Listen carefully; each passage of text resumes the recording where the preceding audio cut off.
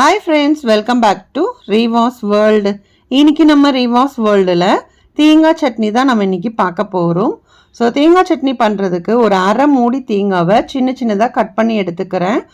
காரத்துக்கு ஏற்ப பச்சை மிளகா சேர்த்துக்கோங்க. ஒரு துண்டு இஞ்சி சேர்த்துக்கலாம். 2லேருந்து 3 பூண்டு பல் சேர்த்துக்கோங்க. ஒரு கொத்து கருவேப்பிலை உருவிட்டு அதையுமே சேர்த்துக்கிட்டேன். சப்போஸ் உங்களுக்கு கொத்தமல்லி எல்லாம் சேர்ப்பீங்க அப்படின்னா கொஞ்சமாக கொத்தமல்லி கூட சேர்த்துக்கோங்க. இப்போ இதில் ஒரு 1/4 கப்பு பொரிக்கடலை சேர்த்துக்கலாம். இப்போ இது எல்லாத்தையுமே சேர்த்து நல்லா அரைச்சி எடுத்துகிட்டு வந்துடுறேன். இப்போ நிறைய இருக்கிறதுனால 2 டைமாக நான் அரைச்சி எடுத்துக்கிட்டேன். இப்போ சட்னிக்கு தேவையான அளவுக்கு தண்ணி சேர்த்துக்கலாம். சப்போஸ் உங்களுக்கு இப்படியே இருக்கணும்னாலும் நீங்கள் இதே மாதிரி கூட வச்சுக்கலாம். இல்லை கொஞ்சம் தண்ணி சேர்க்கணுன்னாலும் நீங்கள் தண்ணி தாராளமாக சேர்த்துக்கலாம்.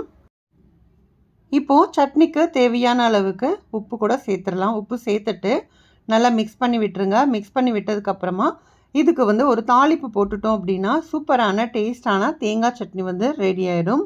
ஸோ தாளிப்புக்கு பார்த்திங்கன்னா ஒரு கடாயில் தேவையான அளவுக்கு எண்ணெய் சேர்த்துக்கோங்க. எண்ணெய் கொஞ்சம் சூடாகட்டும். எண்ணெய் கொஞ்சம் சூடானதுக்கப்புறமா இதில் கொஞ்சமாக கடுகு, 2 ஜீரகம் சேர்த்துக்கலாம். இது எல்லாமே நல்லா பொரிஞ்சு வர டைமில் ஒரு கொத்து கருவேப்பிலை சேர்த்து நல்லா பொரிஞ்சதுக்கப்புறமா அரைச்சி வச்சுருக்கிற சட்னியில் சேர்த்துடலாம். சேர்த்துட்டிங்க அப்படின்னா சூப்பரான டேஸ்டான தேங்காய் சட்னி ரெடி. இது இட்லி, தோசை, பொங்கல் எல்லாத்துக்குமே ரொம்ப நல்லாயிருக்கும். கண்டிப்பாக ட்ரை பண்ணுங்கள்.